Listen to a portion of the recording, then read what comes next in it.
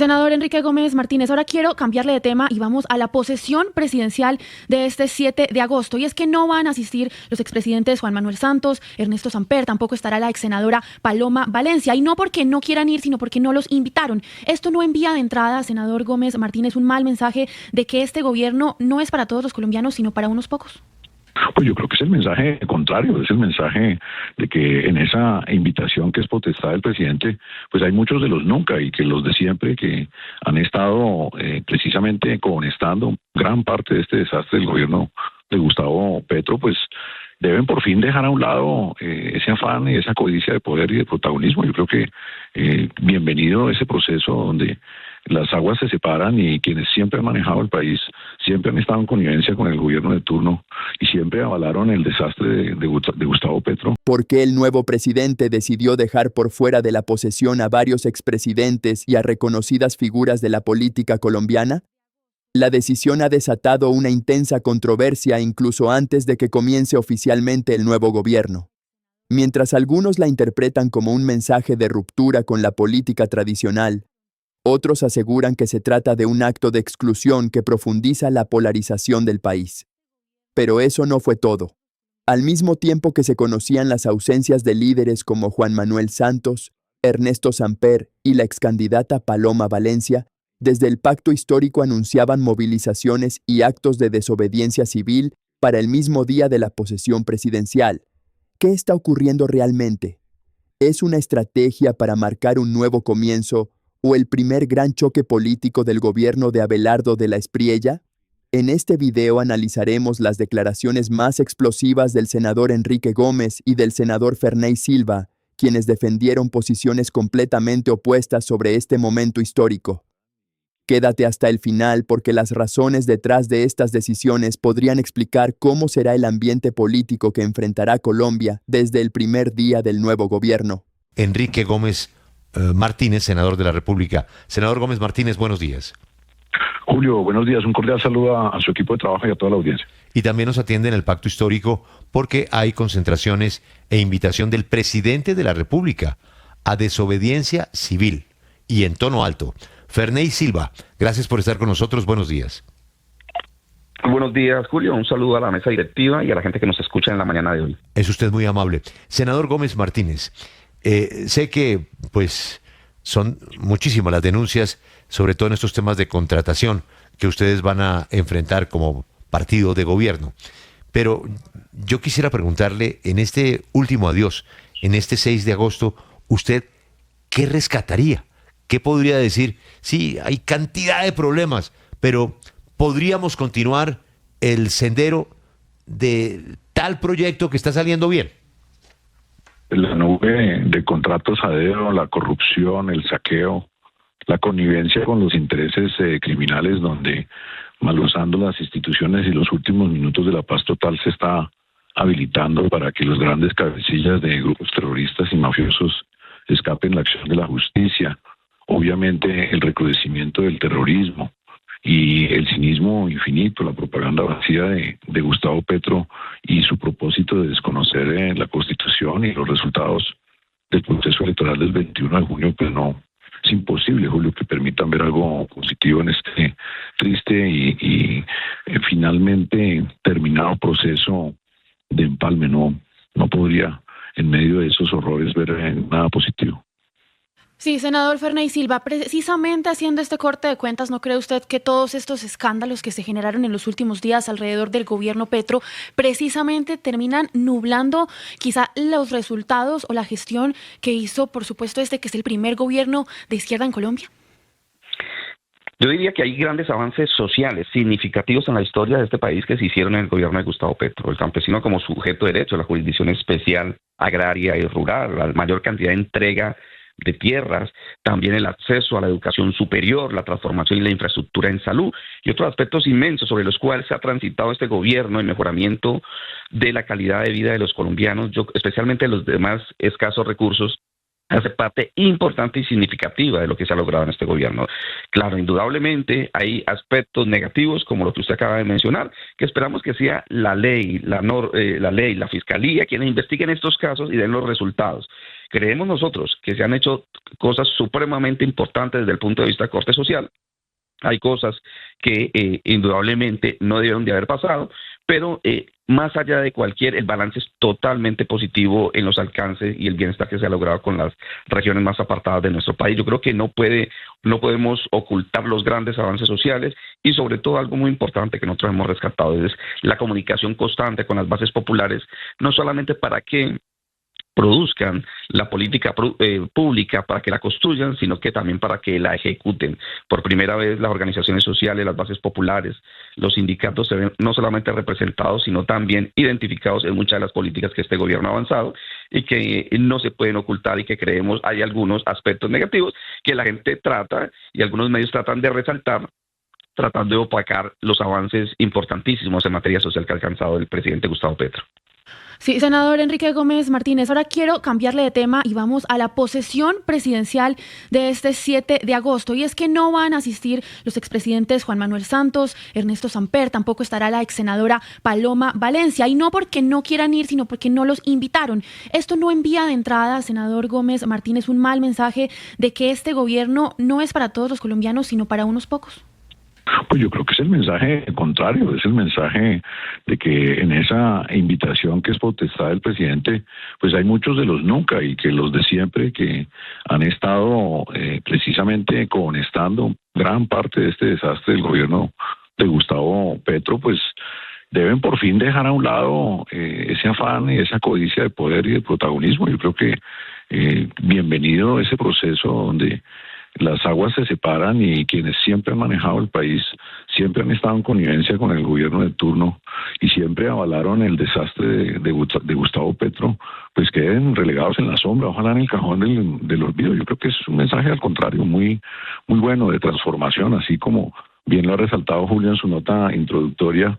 La descentralización efectiva, no de palabra, no de simbología vacía, sino de esfuerzo real de llevar a una región del país que ha sido terriblemente castigada en el gobierno de Gustavo Petro por la violencia, por la desatención, por las falsas promesas, pues creo que hoy mira con un poco más de esperanza su futuro, no solo porque se enfrente a las organizaciones terroristas, sino que por fin podamos acabar con esa disolución nacional que se ha pretendido gestar en el suroccidente del país por parte del pacto histórico. Y es un mensaje claro de que las personas tienen que tener responsabilidad política. ¿Verdad?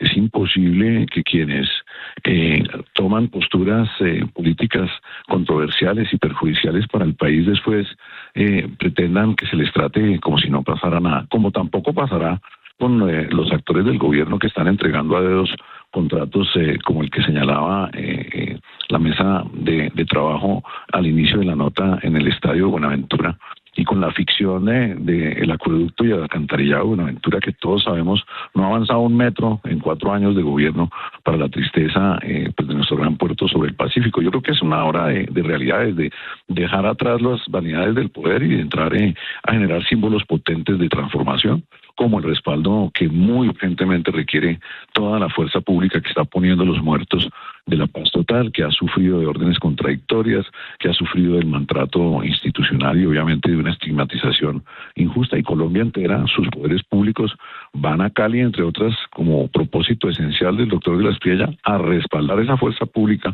que tiene que traerle de vuelta la tranquilidad y la seguridad a todo el suroccidente y a todo el país. En el mismo sentido, senador Ferney Silva, por supuesto el pacto histórico no asistirá a la posesión de Abelardo de la Espriella y pues al contrario lo que harán será una serie de movilizaciones tanto en Cali como en Barranquilla. Pero quiero preguntarle, ¿por qué no dejar esas manifestaciones una vez se hubiese posesionado este gobierno e intentar por lo menos darle de entrada una oportunidad de hacer una oposición constructiva? Porque el presidente electo Abelardo de la Espriella ha actuado, digamos, de manera insensata y ha tratado de intimidar a las fuerzas políticas contrarias a él. Y cuando hablo de intimidar, es que ha hablado de la posible extradición de un presidente de la República, golpeando no solamente la dignidad del cargo, sino también las decisiones populares. Es decir, cuando un presidente amenaza con extraditar a un expresidente, cosa que no se había visto nunca, ni el presidente Gustavo Petro con Uribe, ni con otros presidentes, este lo hace. Lo segundo, porque su política, y ya lo ha hecho entrever, su política de seguridad empieza a ser dictada desde otro país, desde el punto de vista de que es el Pentágono quien ahora podrá según los anuncios que ha hecho el presidente electo, podrá definir ciertas de las medidas de seguridad de nuestro país.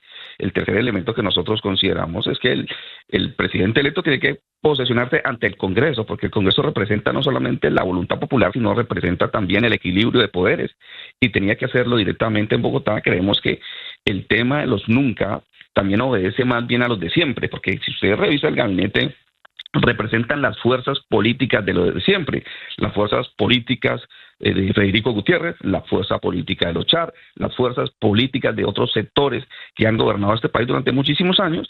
Entonces, cuando nos hablan de los nunca, nosotros lo entendemos que son con los de siempre. Por eso, la desobediencia civil, el llamado que hace Iván Cepeda y el presidente Gustavo Petro, es un acto legítimo. No vamos a acompañar al presidente electo, vamos a hacer concentraciones en Barranquilla, vamos a trabajar con los demás congresistas en el Congreso de la República, en el Capitolio, y realizaremos un acto de desobediencia civil en Cali, en el sitio de resistencia, donde todos nos vamos a concentrar, especialmente el suroccidente colombiano. Entonces, yo creo que es un llamado. Es un llamado a decirle que hay una sociedad, el 50% de los colombianos, que consideramos que, si bien el resultado electoral arrojó que él es el presidente, nosotros creemos que es ilegítimo, con lo que ya se ha comunicado sobre el posible fraude, que serán las autoridades quienes determinen el resultado final de las investigaciones. Pero eso nos hace a nosotros construir el espacio legítimo, constitucional, de salir en desobediencia civil para mañana 7 de agosto. Senador Gómez, quiero preguntarle ahora por la reciente decisión que ha tomado el Consejo Nacional Electoral de entregar personería jurídica a Defensores de la Patria, al partido del presidente electo Abelardo de la Espriella, porque ustedes en Salvación Nacional desde muy temprano apoyaron la candidatura del presidente de la Espriella, y por eso uno sí se pregunta qué va a pasar con Salvación Nacional, que sigue siendo un partido minoritario. ¿Ustedes analizan tal vez una fusión con ese nuevo partido del presidente de la Espriella, o cómo van a manejar pues esos liderazgos que tienen hoy y los avales también que se van a dar para el próximo año para las elecciones regionales? Sí, antes de contestar su pregunta, permítame hacer una acotación. Lo que genera la posibilidad de la extradición de Gustavo Petro es su complicidad con grupos terroristas internacionales y grupos mafiosos en Colombia. Y la ironía y el cinismo de la izquierda pues tiene que ser corregido. Aquí quienes han entregado la soberanía a los terroristas, al macrodelito en las ciudades, en los campos, a la extorsión, a los reclutadores de niños, a los sembradores de minas, quiebrapata, pues son los miembros del alto gobierno, y claro que van a tener que responder ante la justicia colombiana, la justicia extranjera y la justicia internacional. No vamos a permitir de ninguna manera y en ningún escenario que estas personas que han destruido la tranquilidad de los ciudadanos lo hagan con impunidad, como quienes destruyeron el sistema de salud también tendrán que responder en las instancias judiciales disciplinarias nacionales e internacionales, y obviamente los de la feria, de la contratación y el hurto de los recursos públicos lo tienen que hacer. Y la izquierda quería una posesión a escondidas, sobre todo en el suroccidente, porque allí, que han tenido tanto apoyo electoral, es donde más frustración ha generado este gobierno, donde más violencia ha llegado, donde más ha crecido el narcotráfico, la destrucción del medio ambiente, y se ha degradado la calidad de vida en los municipios de esta región, que hoy son muchísimo más violentos que cuando se firmaron los malhadados acuerdos de La Habana.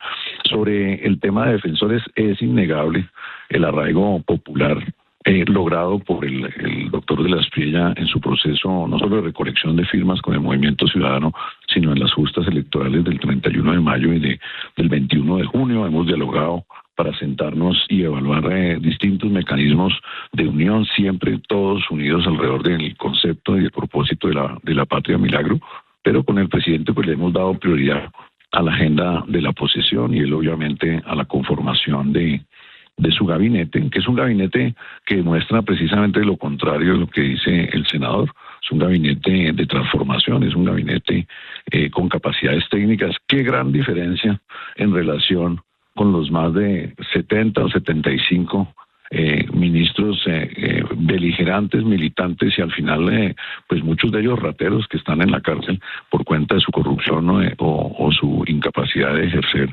el buen gobierno para el beneficio de los colombianos. Entonces creo que en ese contexto, primero es poner a andar el nuevo gobierno, y sobre esa base tendremos ya el espacio para mirar hacia el futuro cómo nuestros movimientos pueden colaborar, eventualmente fusionarse de cara a el proceso electoral territorial y los otros procesos que deben respaldar en el Congreso y en otros espacios institucionales, pues la enorme labor que resaltaba Julio le compete al nuevo gobierno para desandar este desastre, la crisis humanitaria de la salud y obviamente recuperar la paz y la tranquilidad de los colombianos.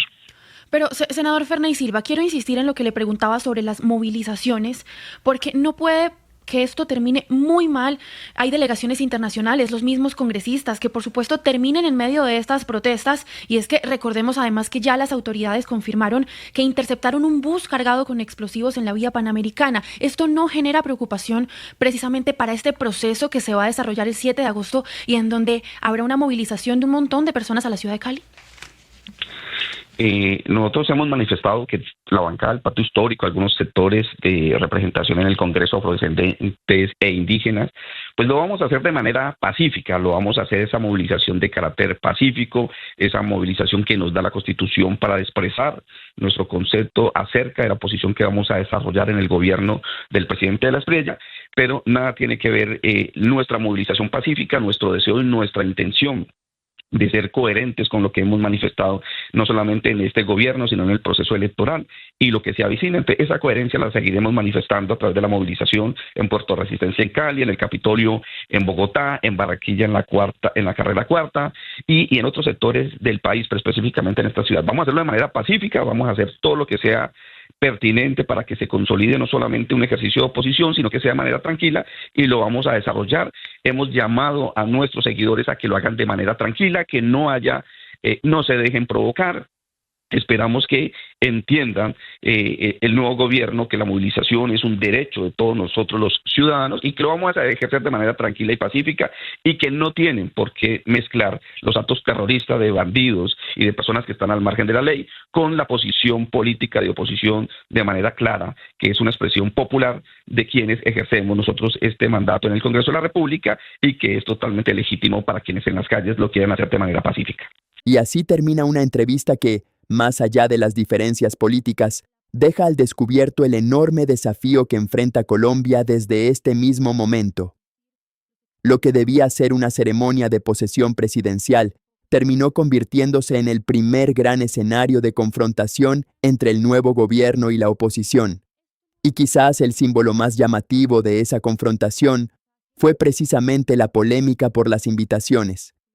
La decisión de no convocar a algunos expresidentes y a figuras políticas tradicionales abrió un debate que va mucho más allá del protocolo.